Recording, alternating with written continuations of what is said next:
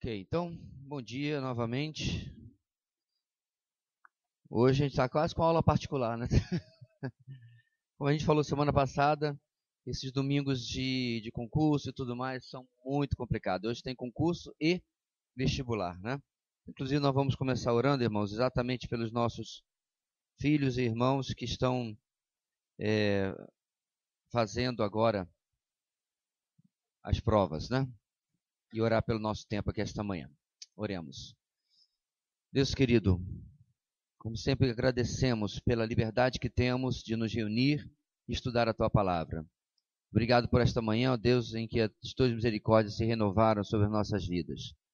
Abençoa, ó Pai, o nosso estudo e neste tema, ó Deus, presente, ó Pai, a cada dia da nossa vida, enquanto lidamos com os nossos compromissos, nossos afazeres, Tu possa, ó Deus, também nos ensinar a como lidar de uma maneira que glorifique o Teu nome. É o que oramos em nome de Jesus. Amém. Muito bem, queridos. Na nossa apostila, como vocês bem sabem, nós estamos na etapa aqui dos devocionais, correto? A partir da página... Deixa eu voltar aqui no meu...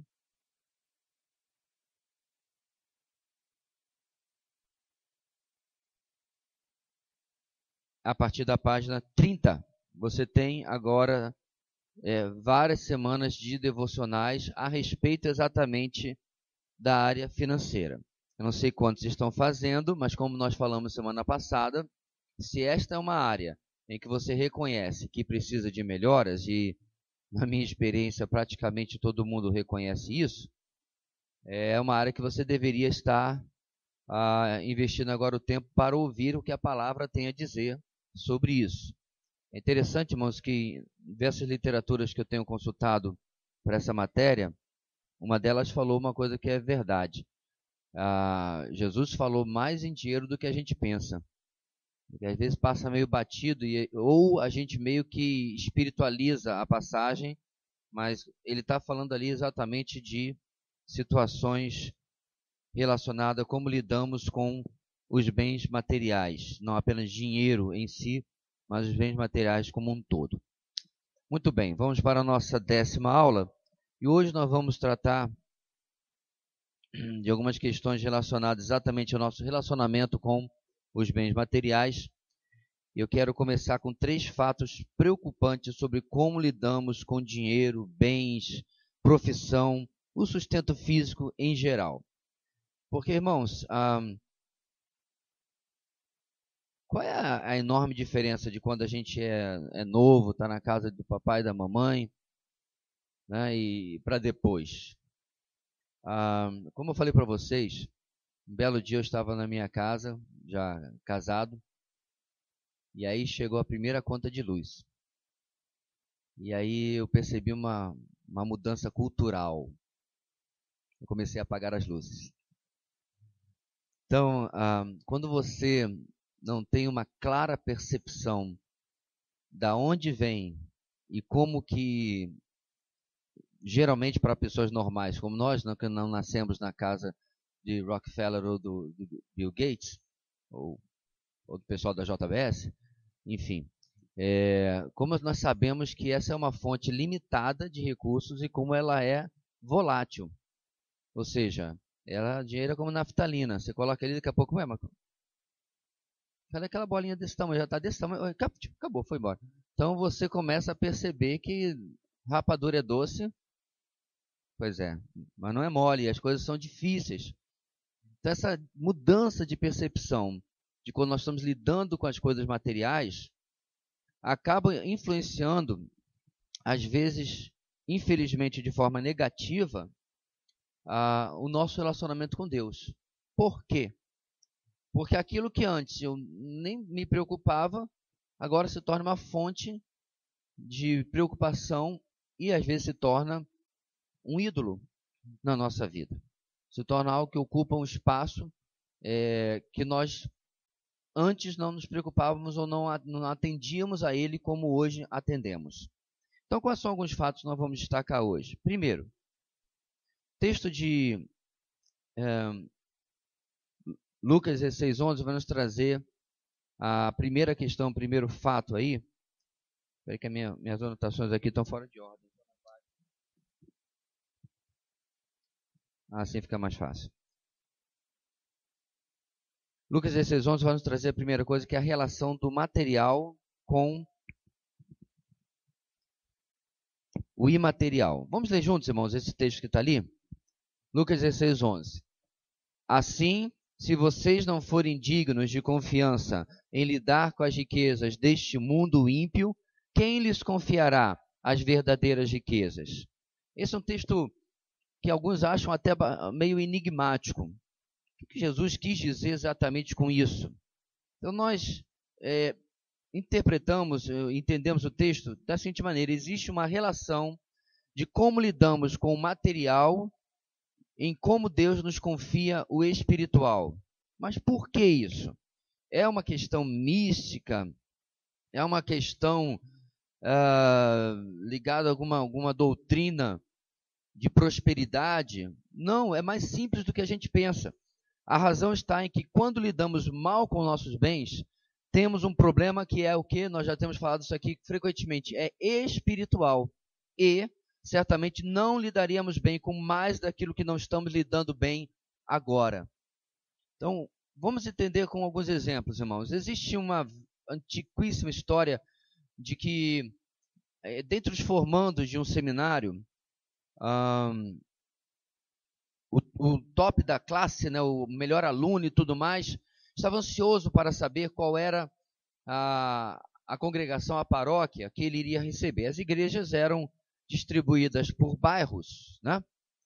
Certamente deve ser uma igreja de linha anglicana, e o bispo, o arcebispo daquela região é que enviava os obreiros para cada igreja. É um sistema de governo diferente da igreja batista.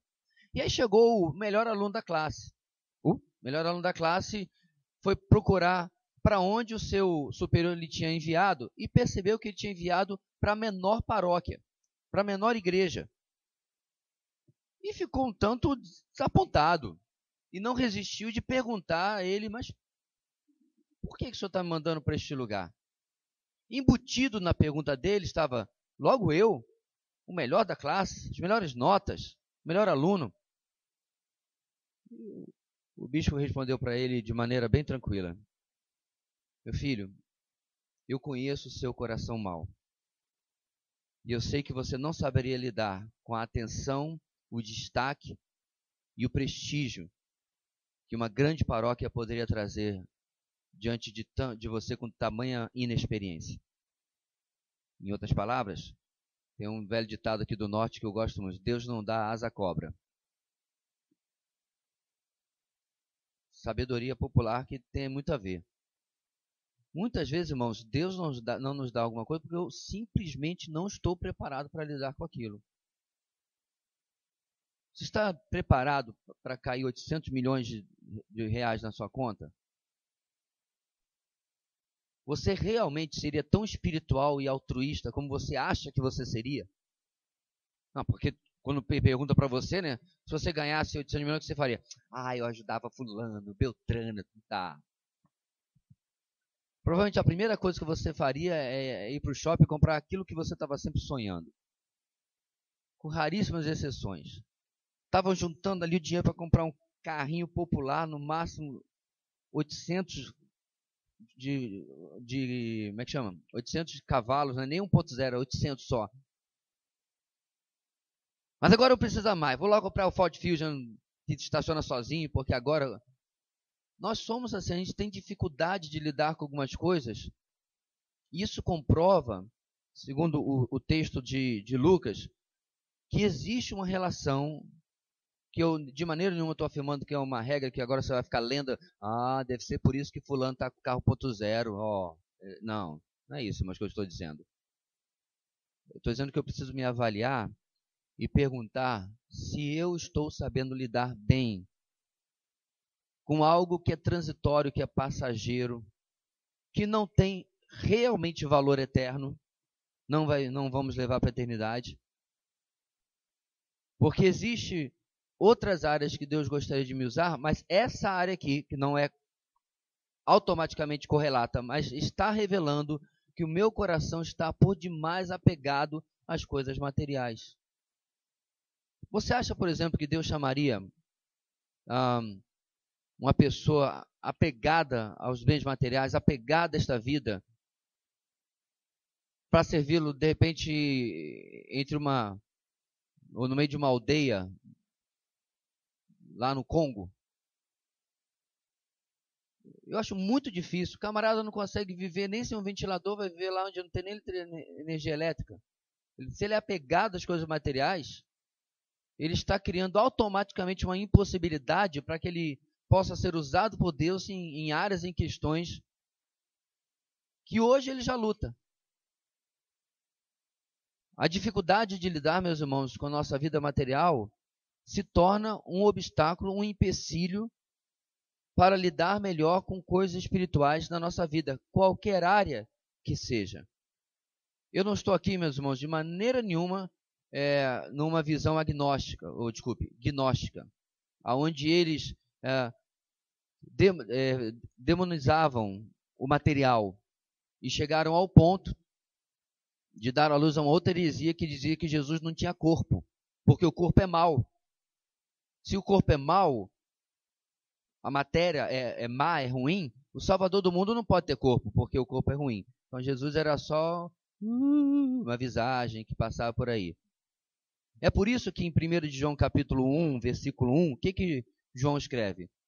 A respeito do verbo da vida que nós ouvimos, vemos, apalpamos, foi para acabar com essa besteira que já estava começando a surgir nos tempos de João, mas que veio depois criar mais pernas no segundo século. Então, a matéria, meus irmãos, muito pelo contrário, tudo que Deus fez é bom. Tudo. Mas nós temos a incrível capacidade de distorcer tudo que Deus fez. Transformamos o apetite em gula, transformamos a atração e o prazer sexual em luxúria, transformamos o descanso em preguiça, não é? Todas essas coisas que eu listei aqui foram feitas por Deus para nós. Feriado, de tarde, um churrasquinho com os irmãos da igreja, tá, uma Pepsi, tá ótimo. Pode esquecer essa última parte. Mas aí a gente transforma. No dia seguinte, vamos para o nosso trabalho, pelo qual oramos a Deus. Ressalte isso aí em letras garrafais em negrito. E vamos arrastando o pé, uma tortura, como se fosse. Não é um contrassenso? Até o momento que a gente recebe um cartão vermelho e aí vem para o culto de oração de novo. Queremos orar, o inimigo se levantou, perdi meu emprego. Não, talvez Deus tirou porque você não estava lidando bem com as coisas materiais. Estava lidando bem com as bênçãos que Ele mesmo tem colocado sobre a sua vida. E assim a gente pode aplicar a todas essas outras distorções que a gente falou. Ou seja, irmãos, eu preciso conciliar o bom uso para a glória de Deus, daquilo que Deus tem me dado, para que isso não se torne de maneira nenhuma algo que vá atrapalhar, impedir a minha vida com Deus. Você já experimentou, espero que não na sua vida, mas de observar aquela pessoa que passou, por exemplo, num concurso que pague muito bem, ou cresceu na empresa que trabalhava, e aquilo foi a derrocada da sua vida espiritual? Você já viu esse exemplo? Eu já vi vários, infelizmente. Quanto mais subia na vida profissional, mais declinava na vida espiritual, ministerial, qualquer coisa que seja. Quem não enxergar que uma coisa influenciou a outra, é muito ingênuo. Muito, muito ingênuo mesmo. Muitos anos atrás, um jovem da nossa igreja foi para os Estados Unidos. Eu não lembro exatamente qual é a circunstância, mas foi para lá. Tá. Passado um ano e pouco, quase 2, ele voltou do nada. Não foi deportado, não acabou visto, não. Voltou do nada. E voltou, tipo, final de janeiro, começo de fevereiro, bem perto do nosso retiro de carnaval. Me lembro até hoje esse retiro, numa escola, lá em Teresópolis. E aí ele veio, tal, né? um pouco tentando, não posudo, mas tentando transparecer que estava tudo bem, mas não estava. A vida dele foi uma espiral descendente, espiral de cauda, como dizem os aviadores, depois de poucos meses lá. Por quê, irmãos? Hoje talvez um pouco menos, mas há 25, 30 anos atrás, você viajar para um país da Europa ou da América do Norte, era praticamente você ir para outro planeta. Eu sei porque em 2004 eu fui para Singapura, eu falei, nossa, isso aqui não existe.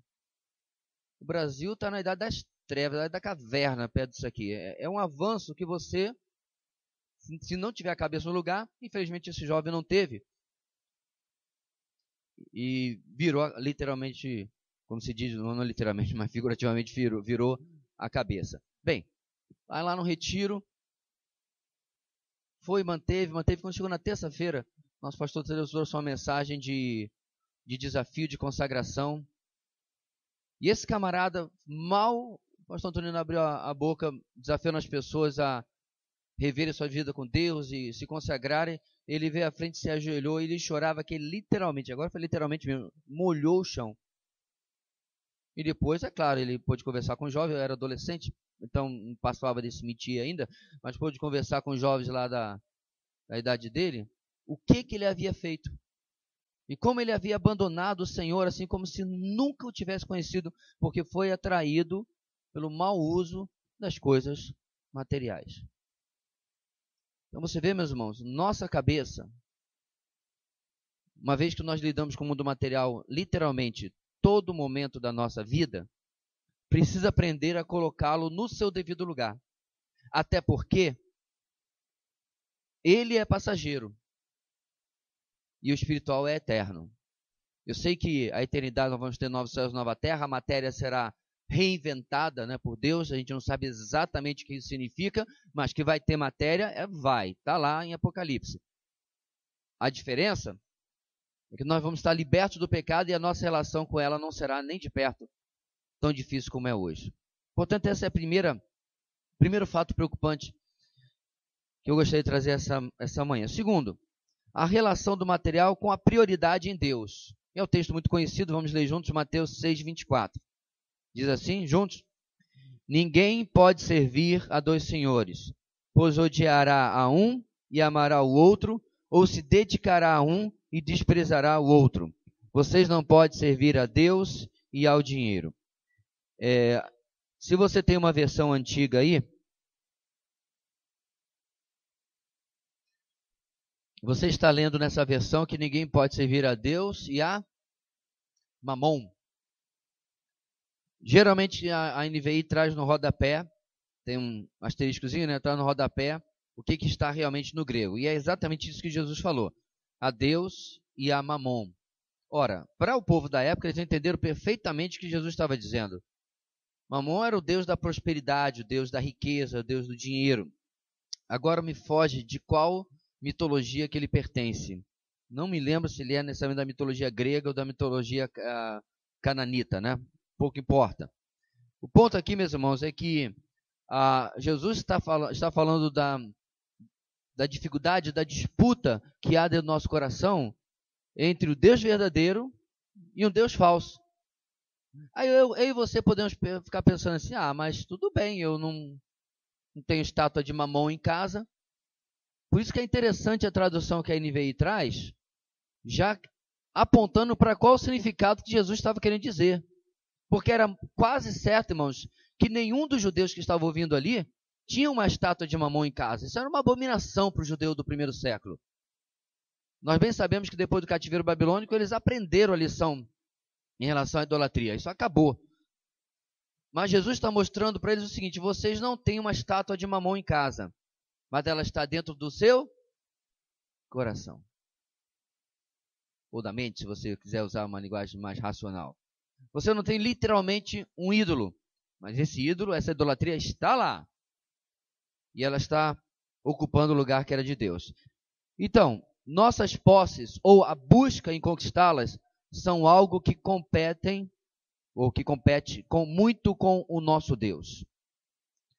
Como que isso acontece, irmãos, na prática, na vida do nosso dia a dia?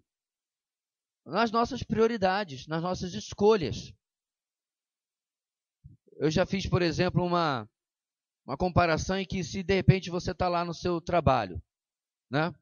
Aí chega James para ti, James, olha, tem uma promoção aqui para você, seu salário vai dobrar. Opa! O que eu tenho que fazer? Não, você tem que ler esse pequeno manual aqui de 1.800 páginas. Quando o cara perguntou, você vai ler, o James já está na página 500. Não estou falando só dele não, nós também. Aí fala assim, irmãos, tem aqui um livro do mês que nós vamos ler, vai ser uma bênção aqui para a nossa igreja. Como é que é? 80 páginas. Ah, tão grande. História verdadeira. Vamos ler a Bíblia toda este ano, como todo ano nós fazemos. 66 livros? 18 mil, sei lá e quantos capítulos? É a Bíblia toda, não é 90%, não é 80%, não é 70%. Devocional.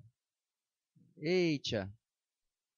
Se hoje, irmãos, nós cancelássemos a chegada do DHS, nosso livro devocional, sua vida devocional continuaria normalmente? Você continuaria todo dia separando o tempo para estar com Deus, diante de Deus com a sua palavra? Você vê, meus irmãos, como que nós temos mais ídolos do que nós pensamos? Outra coisa que é um fato, é que quando você estava lá no mundão, não todo mundo é claro, mas muitos de nós, vai ter aí a micareta, esse nome caiu de uso, micarena, sei lá o que, porque eu nunca mais ouvi falar dessas coisas. Vai ter lá a micarena, sei lá, nem sei falar o nome do jeito. É micareta, né? Tá sabendo a irmã aqui? Aí o abadá é 300 contos. Um pedaço de pano de um tecido vagabundo, mal impresso, mas que te dá direito a andar ao lado do trio elétrico. Ah, que privilégio. 300 contos. Aí, camarada se converte. Beleza, maravilha. Irmãos, vai ter aqui a conferência. Quanto é? 60 reais. Nossa, que caro. Vai ter o retiro, 100, 120. Que absurdo. 4 dias para comer tudo. Nossa, a igreja agora toda é dinheiro, puxa vida. Nem tem trio elétrico e abadá, mas tá caro pra caramba. Humores à parte, irmãos. Nosso coração começa a manifestar a idolatria que nós temos em cima dos nossos bens. E detalhe, tudo que eu falei até agora, você está se inscrevendo para usufruir. Não está nem doando. Porque se chegar nessa área, inclusive a gente falou bastante isso na nossa assembleia, né? Ou seja, o ponto aqui, meus irmãos, é que nós temos dificuldade de nos desprender de nossos bens. Quer seja para a obra, quer seja para ajudar o próximo, quer seja para o que for. No estilo de departamentalizar nossas vidas, consagramos muito delas a Deus, mas deixamos nossos bens de fora.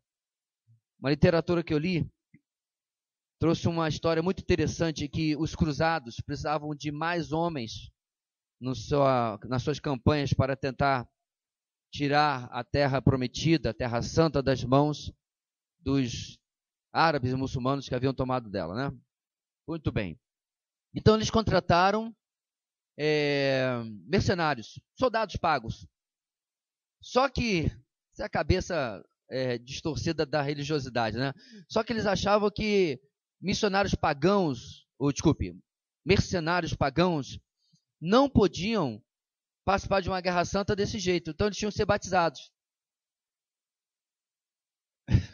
São mercenários, são pagãos, mas para poder ir na guerra santa deles, tinham que ser batizados. Você vê, irmãos, o que a falta de Bíblia faz, ou fez na Idade Média, né? Então, eles concordaram, os mercenários. Só que na hora do batismo, eles tiravam sua espada e botavam do lado de fora da água. E eram batizados com a espada do lado de fora, porque a espada ia ser o instrumento de guerra deles.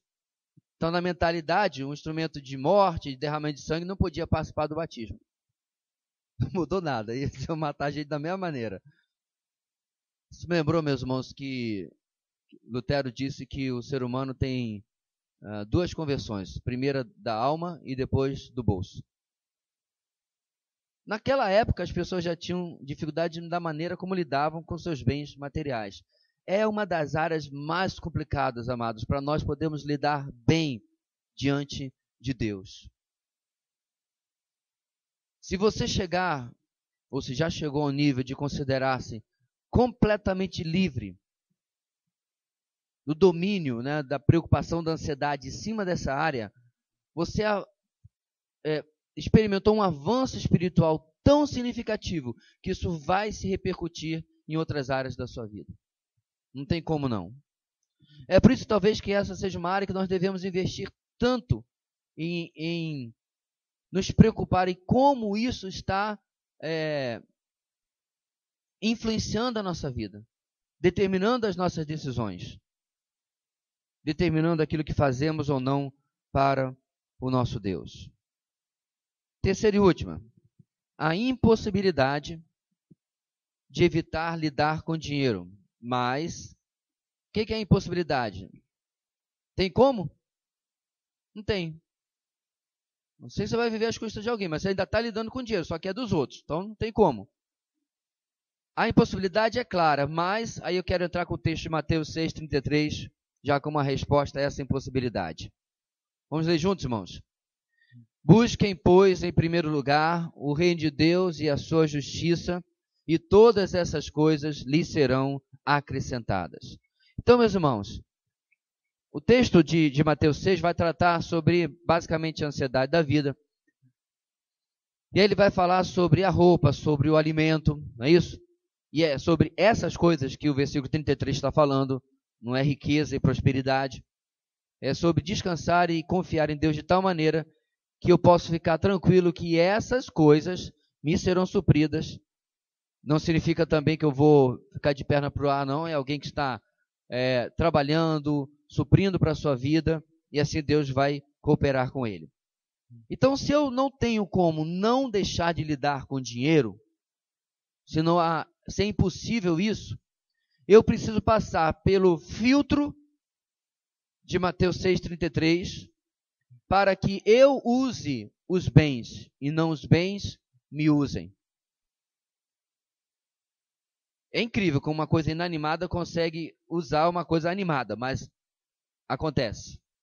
Eu preciso me livrar de tal maneira do jeito equivocado que eu lido com as coisas materiais, ao ponto em que eu possa ter isso domado, controlado na minha vida, e não ao contrário. Podemos escolher ver as finanças como uma oportunidade de crescer na dependência de Deus ou nos afastar dela. Podemos olhar, meus irmãos, para o desafio do nosso orçamento, o desafio do nosso contra-choque ou contra-cheque, depende aí do seu. O desafio do mês se adiantando, né? E o salário ficando para trás. Todas essas oportunidades eu posso encarar, ou todos esses desafios, como oportunidade de como eu vou confiar em Deus nisso que eu estou passando. Como eu vou confiar em Deus nessa dificuldade que realmente parece que vai acontecer diante da minha limitação orçamentária? Eu vou dar um passo de confiança em Deus, um passo de confiança em mim mesmo, agindo pela minha própria cabeça, do meu próprio jeito. E alguns de nós, meus irmãos, tem essa oportunidade todo mês, toda hora. Estava todo organizadinho o seu orçamento e tal. Aí uma coisa totalmente inesperada acontece. Quebra alguma coisa que você não esperava. Vem uma enfermidade. E eu posso encarar, meus irmãos, isso, que também está sob controle de Deus, como mais um exercício de confiança. Eu vou confiar ou eu não vou confiar? Eu vou apelar para a ansiedade e para o jeitinho meu? Eu vou confiar que Deus está no controle dessa situação também e vou, pela oração, pela dependência, interagir com Deus na solução daquela dificuldade. Eu me lembro, meus irmãos, que uns anos atrás, queda muito grande de serviço e tudo mais, e eu tomei uma medida meio radical, peguei os meus cartões de negócio, cartões profissionais, e peguei a Taíde teve. E lá, não no começo dela, mas da parte mais comercial, lá da São Sebastião, e comecei a subi-la em direção ao centro. Loja por loja, empresa por empresa. O cartão, me apresentava e tal. Eu cheguei ao final da parte comercial, né, que é ali na Venezuela, mais comercial, depois vem pouco a pouco comércio, com um serviço. Dezenas e dezenas de cartões. Um único serviço, que não me rendeu nem R$30. O problema, irmãos, não estava na minha iniciativa. Um profissional, estou fazendo o que eu tenho que fazer, estou colocando meu serviço para as pessoas conhecerem. O problema estava, meus irmãos, em quão independente estava o meu coração naquela iniciativa. Uma iniciativa do tipo, eu vou dar um jeito nesse problema. Eu vou dar um jeito nessa maré de falta de cliente. Deixa comigo. Eu e meus cartões mágicos vamos abrir aqui o caminho para o nada. Não abriu para coisa alguma. Você vê, meus irmãos, que não é muitas vezes o que nós fazemos, mas por que nós fazemos? Qual é a nossa motivação? Por que nós queremos ou por que estamos fazendo isso? E se vamos fazer até o que é certo, precisamos da motivação certa para demonstrar ou para comprovar que eu estou fazendo realmente em dependência de Deus. É um grande desafio. Somos cercados a cada dia de situações de decisão entre agradar a Deus ou a nós, no que tange ao uso do dinheiro. Nós já falamos, irmãos, inclusive essa semana foi o teste da antítese disso, sobre a diferença entre necessidade e desejo. A Black Friday, quando ela realmente é Black Friday, né, ela é a manifestação de compras de desejo. Às vezes até de coisas boas. Eu vi alguns colegas comprando um monte de livros. Só porque o preço estava baixo. Você pode até dizer, mas é uma economia a longo prazo. Ok. Mas será, meus irmãos, que nós realmente precisamos daquelas coisas que foram compradas?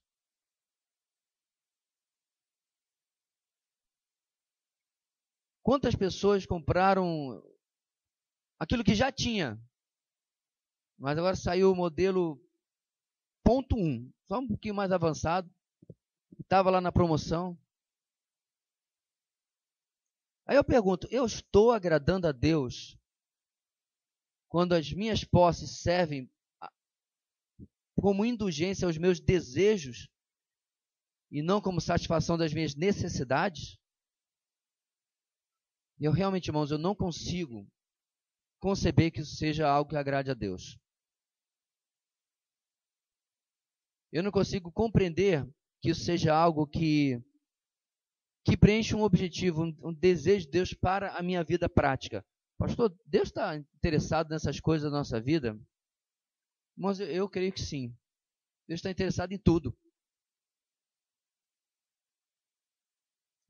Deus não está trabalhando, irmãos, só em coisas espirituais e grandes que estão acontecendo na nossa vida. Porque são exatamente nos detalhes que mais se mostram as nossas deficiências. Tem um ditado americano dizendo que o diabo está nos detalhes. Eu acho que o ditado está errado. Deus está nos detalhes. São nas pequenas decisões da nossa vida que a gente começa a ver as sementes de fraqueza, de pecado, que ainda estão no meu coração.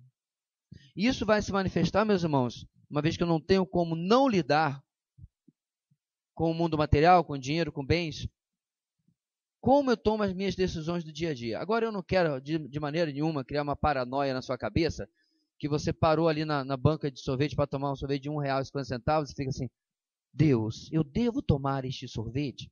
Não, irmão, não é isso não. Porque eu tenho absoluta certeza que você lida com questões mais sérias do que se vai tomar uma casquinha ou não, se vai ser uma bola ou duas.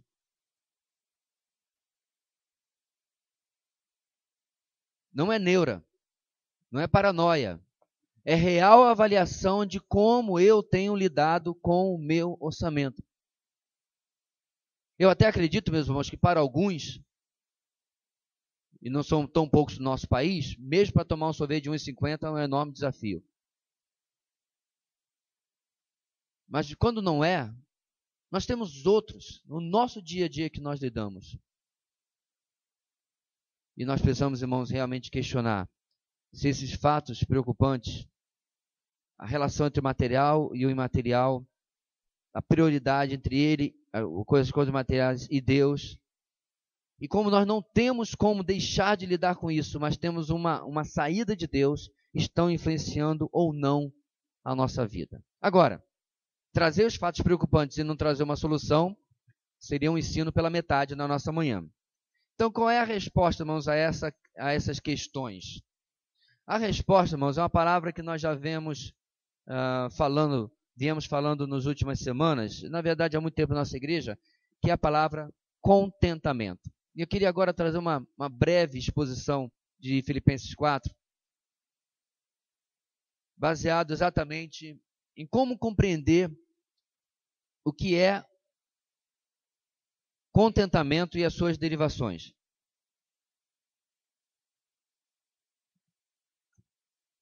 Primeiro ponto, o versículo 10 do capítulo 4. O suprimento que Deus nos dá, meus irmãos, é motivo de alegria. O texto fala, Paulo está respondendo aos filipenses porque eles mandaram uma oferta para ajudá-lo no seu encarceramento, né? Paulo estava preso em Filipos, tá? Para sustentá-lo ali naquele encarceramento. Não estava preso em Filipos. Paulo estava preso, ponto, e os filipenses mandaram para ajudá-lo na sua prisão domiciliar. Vamos ler juntos, irmãos, versículo 10. Alegro-me grandemente no Senhor, porque finalmente vocês renovaram seu interesse por mim. Perceba, irmãos, que Paulo está passando aquela tribulação, aquele problema, aí chega este alívio. Ele não diz assim, eu não preciso. Vocês não deviam ter se preocupado. É bom passar por esse sofrimento aqui, porque o sofrimento santifica. Muito pelo contrário, ele recebe com alegria aquilo que os filipenses enviaram para ele, para ajudá-lo ali. Ou seja, meus irmãos, o meu ponto aqui é que o seu salário, o seu sustento, precisa ser visto como motivo de glorificar a Deus, um motivo de grande alegria para a sua vida. É um bom hedonismo, como John Piper chama, né? Um hedonismo cristão, você curtir aquilo que Deus lhe dá, para a glória dele. Não há necessidade, irmãos, como cristãos, chegar assim, eu estou comendo essa picanha aqui, mas muito triste. Aí, todo prazer que você tem, você vai pensar em quem não tem, ou quem não está, em quem não pode. Muito pelo contrário, irmãos, tudo que Deus nos dá precisa ser recebido com ações de graças. Tudo que Deus tem nos presenteado não é, em absoluto, mal ou ruim em si. O ponto que nós temos tratado nesse estudo é como nós lidamos e como nós utilizamos essas coisas. Mas, em si, aquilo é uma enorme bênção de Deus. É algo que Deus nos dá, meus irmãos, para que através daquilo, não é um fim em si mesmo, mas é um meio, nós possamos nos manter, possamos sustentar a nossa casa e também servi-lo. possamos ter tempo para servi-lo.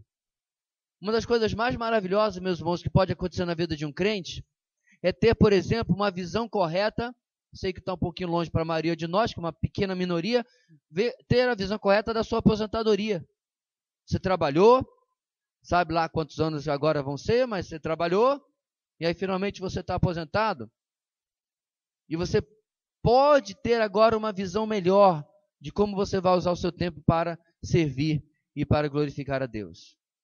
E é justo, é dado por Deus para a glória dele e deve ser recebido com ações de graças. O ruim é quando eu uso o que Deus me dá de uma maneira errada. Mas, irmãos, é a mesma lógica de uma arma. Na mão do policial é uma bênção, na mão do bandido, né? Então o problema não é o objeto em si. O problema é quem está manuseando. Ou seja, meus irmãos, não tem nenhum mal caindo na sua conta bancária. Aquilo é uma enorme bênção de Deus, que vai continuar sendo bênção ou vai deixar de ser, dependendo de como eu e você usamos. Já pensou, irmão, se os filipenses chegassem, Epafrodito chegasse depois lá em Filipos, ele que levou a oferta. Irmãos, eu entreguei a oferta para Paulo. Ah, irmão, que bom, tá? Foi bom lá. Então, tem um problema, irmãos. Dia seguinte, quando eu passei lá, Paulo estava dando uma festança lá para os soldados, vinho vindo do norte da Itália e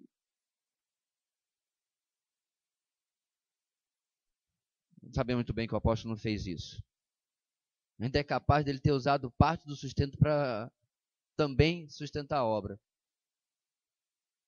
Conheci um pastor uma vez, meus irmãos, que vivia numa situação muito precária, muito difícil, muito restrita, mas era incrível. Nunca faltava sobre a cômoda, né, lá da sala dele, um móvel que tinha lá na sala dele, nunca faltava uma pilha de Bíblias e de folhetos que ele comprava do próprio bolso para as pessoas que ele estava evangelizando. Na verdade, algumas das pessoas mais liberais com a obra, de sustentar a obra que eu já conheci, foram as pessoas que menos tinham. É a pessoa que enxerga o seu sustento como um meio e não como um fim. Que enxerga a si mesmo como canal para abençoar outros e não como represa. E tudo isso, meus irmãos, eu entendo. Tudo isso que continua o texto, começa com um coração grato. Muito obrigado.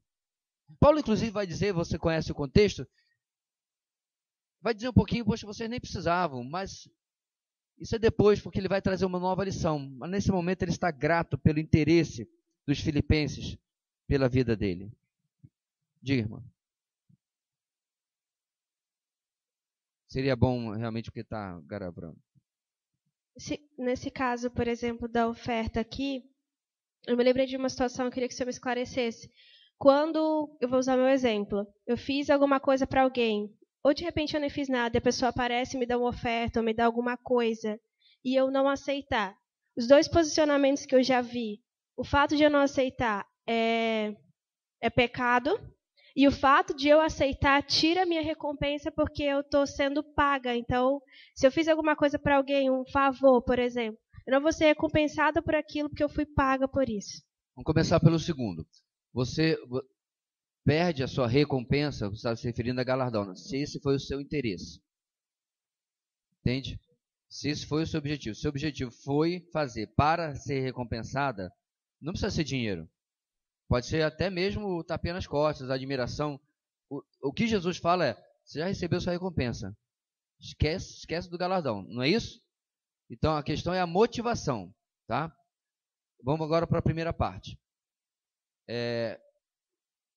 Eu aprendi, meus irmãos, há muito tempo atrás, na mesma situação, porque qual era o meu problema? Meu problema não era que o Bill Gates chegasse dizendo assim, olha, quero abençoar seu ministério com R$1.000. Falei, amém, Bill. Só 1.000? Só 1.000, Bill? Porque é o Bill Gates. Meu problema não era esse. Meu problema é quando chegava aquela irmã de Havaiana, uma de cada cor, porque não tinha dinheiro para comprar o par, e chegava com 10 reais. Minha irmã, eu não conseguia aceitar. E aí, conversando com um pastor mais velho, ele me explicou o outro lado da moeda, que eu estava privando a irmã de ser abençoada e não aceitar. E eu podia, inclusive, aceitar e, ato contínuo, chegar lá e colocar no gasofilaço, dar de oferta para a igreja. Mas que eu não devia impedi-la de fazer isso. E eu me lembrei de uma situação anterior que eu passei. Quando eu fui para fazer um estágio fora do Brasil, já contei aqui numa outra aula, irmãos, a igreja em Jundiaí, a irmã que era costureira. Que eu sabia que era uma batalhadora, que era uma mulher que não tinha muitos bens. Já estava lá no final da campanha de levantamento, né, do dinheiro para poder fazer a viagem. Aí ela chegou com o envelope com a oferta dela. É a mesma situação. A diferença, talvez, é que na época eu era seminarista, eu não tinha onde cair vivo. Morto tem, né? Porque tem o campo dos indigentes. Então, seminarista é triste, né? Se você jogar uma moeda de 25 centavos para o alto, ele fica assim, é meu? É brabo, mano. Seminarista não é brincadeira, não. Não é seminarista do CFM, não, viu, irmão? Seminarista que estava lá no seminário mesmo, sozinho. Né, Abraão? Abraão tá passando filminho, né? Ainda mais na época que eu estava no seminário, não tinha dinheiro nem para comprar café solúvel, quanto mais para o resto. Então, naquela situação até foi um tanto menos complicado, porque realmente, apesar que eu tinha família e tudo mais, né, na minha retaguarda, eu, pessoalmente, era completamente desprovido. Eu vendi, literalmente, irmãos, o meu único instrumento musical, e nunca mais tive um, para pagar os salgadinhos do nosso casamento. Então, é uma situação precária. Mas hoje eu teria muita dificuldade dessa irmã chegar, muita, e eu ia ter que ficar lembrando o que esse pastor falou na minha cabeça, mais uma vez. Então, irmãos, alguns dias atrás eu passei por essa situação. Uma igreja, eu fui pregar em São Paulo, em implantação. No final, o pastor se pronunciou e se alguém gostaria de levantar uma oferta para o pregador. Que dificuldade. Muito grande. Para mim, então, eu tenho que ficar de novo ouvindo o que aquele velho pastor falou. Porque, irmãos, se você lembrar bem, a igreja de Filipe, Paulo trata essa igreja quando ele vai falar dos filipenses para outro, fala da pobreza deles, insistiram em contribuir por época da fome na Judéia. E Paulo não manda o dinheiro de volta. Oi, Epafrodito, muito obrigado, mas é que a igreja de vocês é muito pobre, então leva o dinheiro de volta. Não, porque é bênção para aquela igreja participar do sustento do apóstolo. Tudo resume, meus irmãos, a intenção do nosso coração. É aí que está a raiz da coisa. É por isso, meus amados, que as 2 moedinhas da viúva valeram muito mais do que os sacos de dinheiro dos fariseus. Não é porque eram os fariseus, mas porque Jesus sabia que se tivesse Instagram e selfie, ele estava assim, colocando sacão de dinheiro lá, tirando foto e postando, abençoando a obra de Yahweh. Não, ele ia aparecer, porque inclusive estavam dando daquilo que lhe estava sobrando. Jesus deixa claro que aquela viúva estava dando da sua pobreza, né? Que é bem diferente. Letra B, então, irmãos.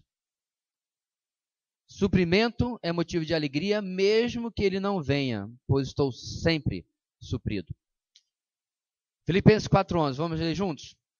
Não estou dizendo isso porque esteja necessitado, pois aprendi a adaptar-me a toda e qualquer circunstância. Repare, meus irmãos, o texto não está dizendo que Paulo não estava precisando daquele dinheiro. O que o texto está dizendo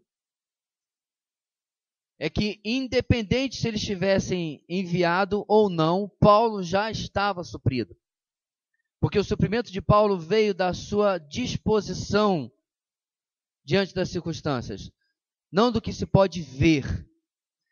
É aí que está, meus irmãos, o grande paradoxo desse capítulo, ou pelo menos desse trecho.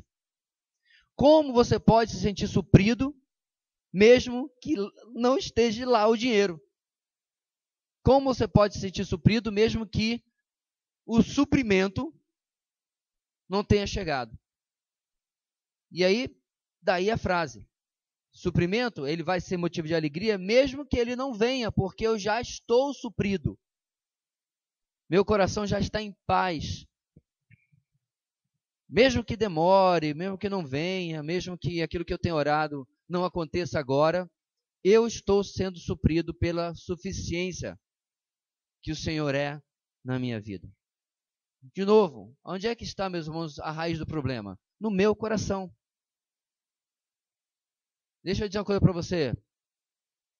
Você pode estar com sua conta abarrotada de dinheiro, que eu sei que não está, ou em raros casos está. Você pode até estar com isso, mas se seu coração não estiver em contentamento, aquilo não será o suficiente. Não será.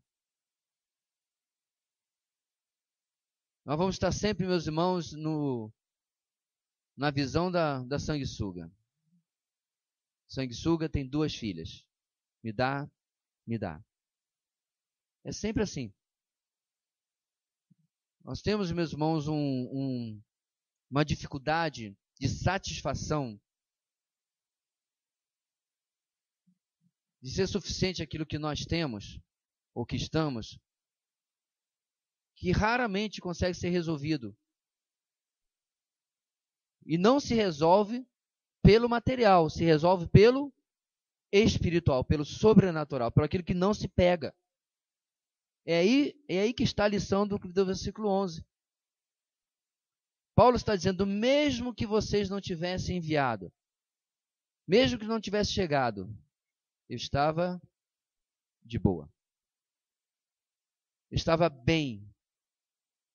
Porque já foi suprido a mim o que eu precisava pelo Senhor. E eu não estou passando necessidade, porque eu já não enxergo a necessidade. É um daqueles textos, meus irmãos, que aquele pessoal que tem dificuldade diga assim, então, mas essa é a experiência de Paulo. Não, irmãos, ele está registrando porque essa deveria ser, inclusive, a experiência dos filipenses. Entende? Paulo, no melhor estilo de Paulo, está pegando uma oportunidade de algo que foi feito para ele, para devolver algo mais importante para os filipenses. Paulo recebeu só dinheiro, mas está devolvendo para os filipenses algo que não tem preço. Porque é possível, de uma maneira ou de outra, que eles viessem a passar por circunstâncias semelhantes a que Paulo passou, talvez presos também, e eles precisavam lembrar disso. Agora que eles estavam passando por aquela situação. Perseguição ou qualquer outra coisa podia levar os filipenses a experimentar as mesmas dificuldades que eles estavam enfrentando. Mike.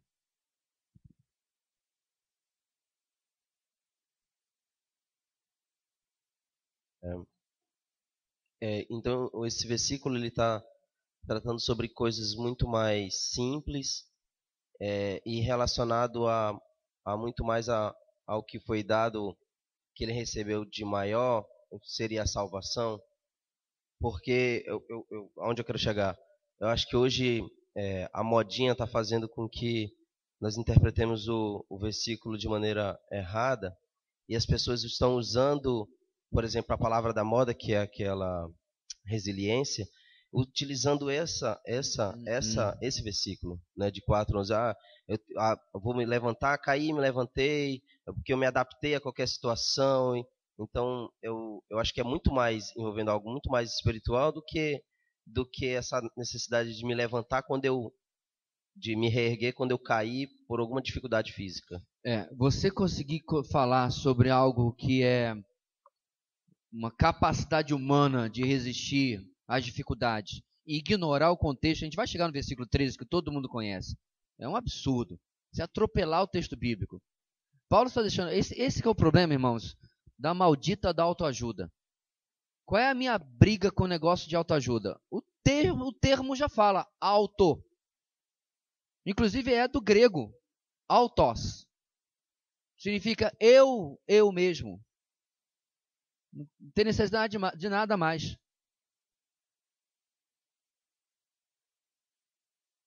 Carro era puxado por cavalos. A Henry Ford inventou um motor a combustão. Ou alguém inventou, ele pegou, não sei bem. Mas o fato é que ele botou agora no carro, não precisa mais do cavalo, porque ele é o quê? Automóvel. Ele se move a si mesmo. Se move a si mesmo.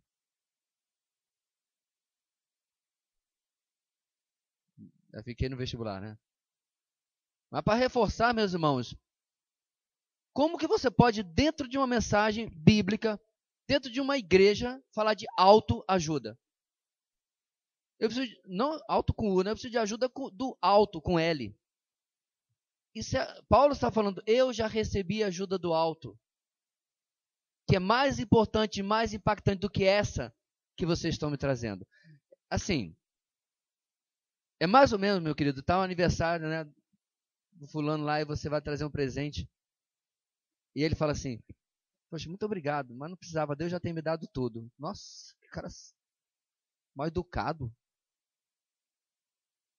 Recebe o presente da fala, não precisava, Deus está me dando tudo. Então dá aqui de volta. Mas não é isso que Paulo está fazendo?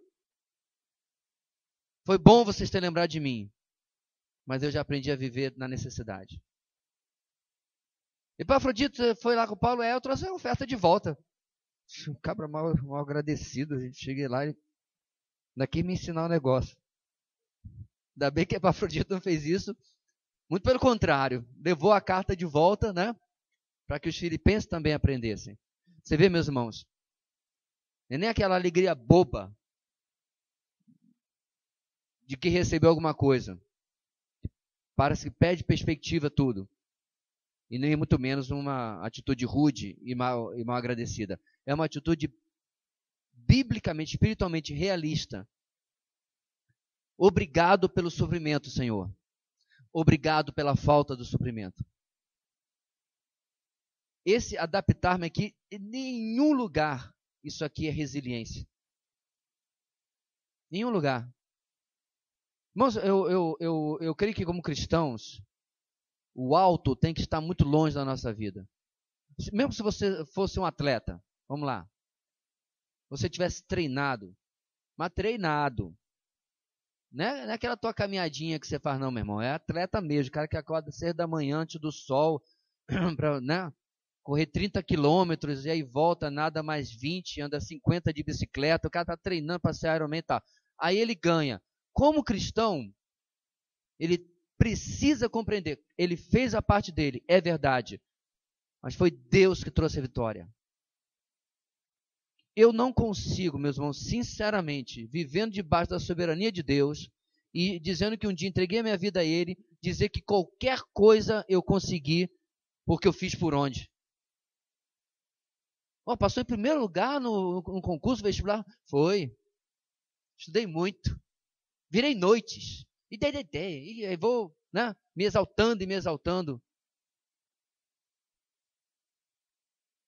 Deus é que dá. Porque se Deus quiser, você fica por 1/1000 de ponto, mas tu não passa. Você pode, meu amado, tomar todo o Guaraná do mundo, com catuaba e Red Bull. Virar noites estudando. Mas se Deus não quiser, você fica... Não é? Então é triste quem pensa assim. Não é o que Paulo está falando, não. E o contexto vai nos mostrar que não é. A gente vai chegar ao final dessa frase que a gente está fazendo aqui. Suprimento é motivo de alegria mesmo que ele não venha, pois estou sempre suprido. Suprido pelo quê, meus irmãos? A letra C, que agora eu esqueci, continuou a letra B lá em cima, tá? Então, desculpe minha manifestação de toque.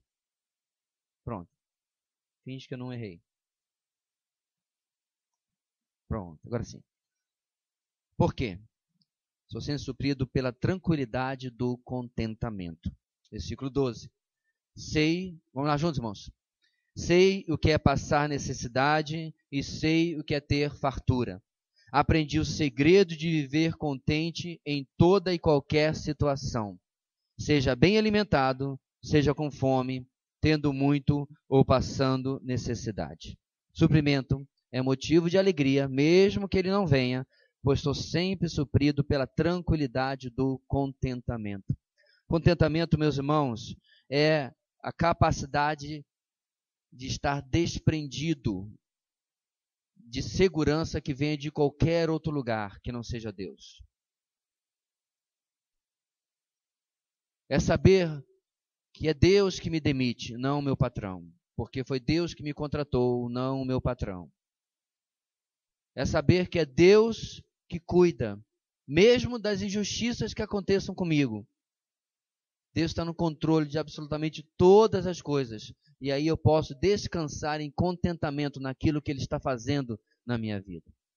Eu não estou me referindo ao camarada que é um mau profissional, um mau funcionário. Aí depois é demitido e vai dizer o diabo se levantou. Não, você que é incompetente e merecia levar à rua como recompensa. Mas vão haver situações em que você está fazendo absolutamente tudo certo. Funcionário do mês, é o cara mais capacitado. E por alguma situação, talvez do mercado, o patrão vai lhe chamar e dizer, olha, gosto muito de você, nossa empresa é muito grata por ter você, mas infelizmente vou precisar lhe demitir. E Deus está no controle disso aí também. Agora, meus irmãos, existem circunstâncias na nossa vida, preste bem atenção, em que a minha dificuldade de contentamento está em outro problema. No problema em que, ou na questão que fui eu que causei o dano. Se eu gasto, e isso tem a ver com tudo que nós estamos vendo as 9 semanas aqui. Se eu gasto o que não tenho e vivo acima das minhas posses, além, obviamente, de que eu não tenho contentamento, as próprias confusões que eu estou me metendo vão ser empecilhos para que eu descubra esse contentamento. Agora deixa eu tratar de um outro ponto também, meus irmãos. Aqui e acolá, eu tenho visto um outro fenômeno, que é a incapacidade que nós temos de ter contentamento não com o dinheiro, porque eu estou até ganhando bem. Mas é aquela pessoa que está sempre procurando o próximo grande projeto para gastar dinheiro. Eu tive um cliente que por ano, quando eu ia na casa dele, no mínimo 3 vezes ele estava mexendo na casa.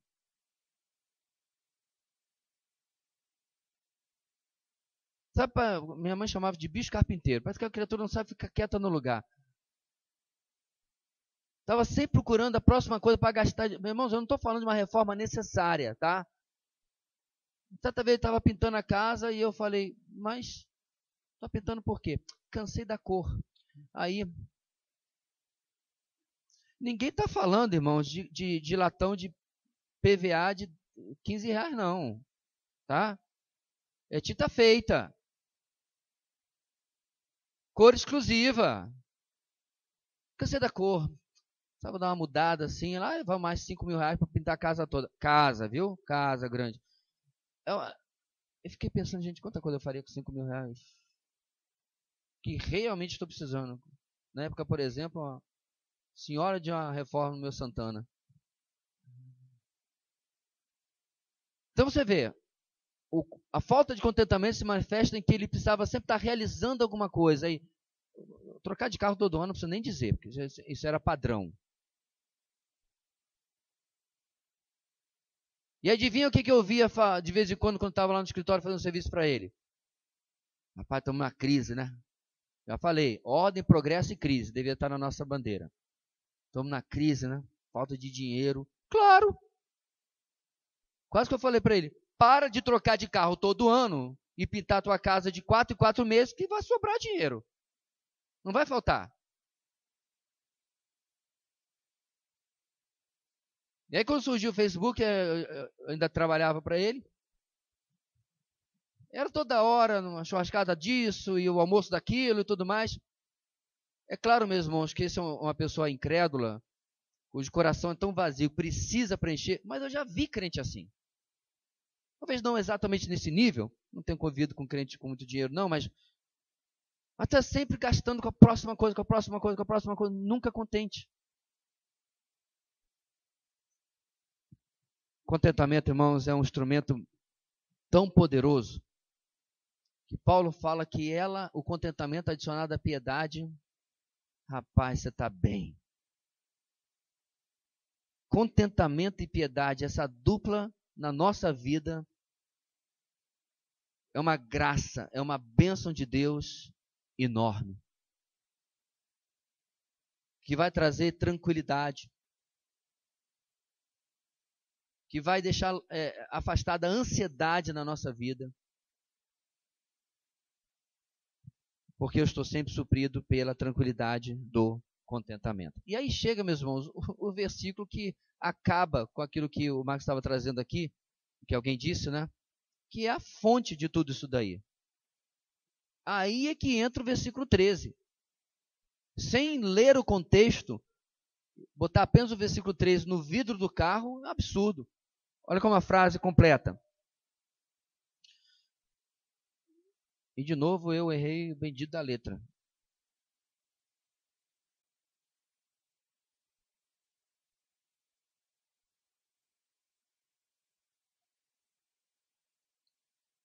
Eu estou que nem Paulo, estou precisando de um cara para escrever por mim. Está disponível, Marcos? Aí depois da experiência de ontem aqui, vai falar. Suprimento é motivo de alegria, mesmo que ele não venha, pois estou sempre suprido pela tranquilidade do contentamento encontrado na dependência de Cristo. Sem o versículo 13, meus irmãos, é um ótimo manual de autoajuda, mas o versículo 13 acaba com a autoajuda. O que diz lá? Vamos juntos? Tudo posso naquele que me fortalece. Eu não colocaria esse versículo no plástico do meu carro. Porque tal qual já estão distorcendo o outro, qual é o que estão distorcendo? É o 12, né? 11. O 13, então, está para lá de distorcido. Tudo posso naquele que me fortalece. Ninguém me segura. Vou alcançar os meus sonhos. Não é isso que o versículo está dizendo. O versículo está dizendo que é bem possível que os seus sonhos estejam fora da vontade de Deus e aí você precisa estar contente quando ele lhe disser não. Irmãos, a interpretação desse versículo é tão absurdo que eu já vi gente aplicando até porque ia conseguir conquistar aquela menina. Tudo posso naquele que me fortalece. Deus vai me abençoar. Essa varoa já está aí praticamente casada. Tá? O meu camarada está solteiro até hoje. Aprender a parar de usar a palavra de Deus desse jeito.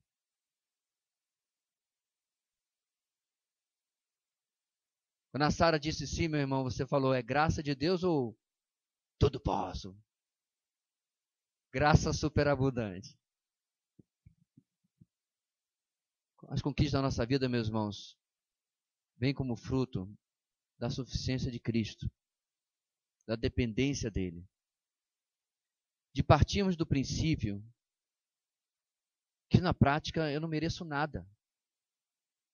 Por isso, meu amado, quando você pega o seu aplicativo lá e diz, o salário caiu, apesar que eu sei e você sabe que você, de forma trabalhista, você merece porque você trabalhou, inclusive Paulo usa essa expressão para explicar por que a graça é graça, que recebemos aquilo pelo qual não trabalhamos, mas ainda assim,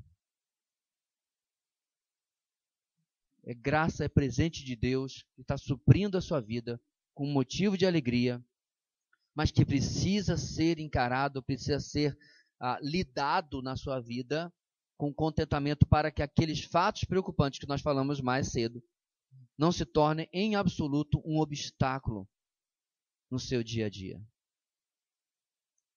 Meu amado, se você não começou a fazer as devocionais, não deixe de fazer.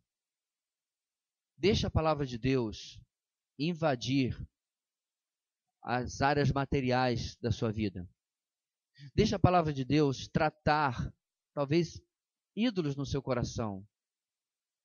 coisas que você precisa rever de como você tem lidado. Se você tem, em algum grau, pequeno ou grande, se você tem trabalhado com ansiedade, lidado com ansiedade na sua vida, que envolve questões materiais, você precisa investir nessa área. Você precisa trabalhar nessa área. Leia o texto de Filipenses 4 novamente. Leia atentamente aonde Paulo estava e a circunstância que ele estava passando. E talvez seja a hora, meus irmãos, de nós questionarmos as nossas convicções. Questionarmos como temos lidado com aquilo que Deus tem abençoado na nossa vida, a nossa vida. E respondermos para nós mesmos, mas ao mesmo tempo para Deus, se temos ou não glorificado o Senhor no uso do suprimento, dos bens, das bênçãos que Ele tem colocado sobre nós. Vamos terminar orando, irmãos, pedindo por nossas vidas, que Deus nos ajude e nos faça ter uma visão cada vez mais do alto para baixo, sobre aquilo que Ele tem abençoado as nossas vidas. Vamos orar. Deus querido, nós podemos, ó Pai, olhar para nossas atitudes, nosso comportamento, fazer uma comparação simples entre o início do mês, o meio e o final, e avaliar como que realmente está o nosso coração no contentamento diante do Senhor. Podemos olhar, ó Deus, para nossa lista de compras, nosso orçamento. Podemos olhar, ó Deus, para nossas ofertas, a ajuda ao próximo.